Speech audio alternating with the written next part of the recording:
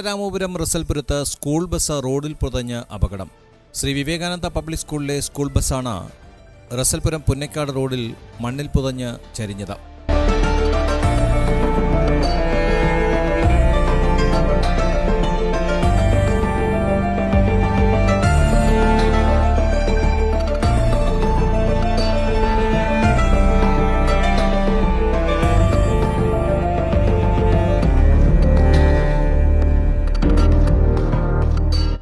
രാവിലെ സ്കൂൾ കുട്ടികളെ ഇറക്കി മടങ്ങിവരുന്ന സമയത്താണ് അപകടമെന്നതിനാൽ മറ്റ് അനിഷ്ട സംഭവങ്ങളുണ്ടായില്ല.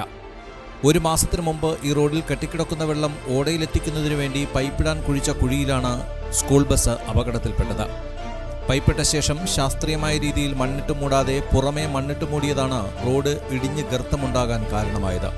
അതേസമയം റോഡിൽ ഇനിയും ഗർത്തങ്ങൾ നിലവിലുള്ളതായി നാട്ടുകാർ പറഞ്ഞു.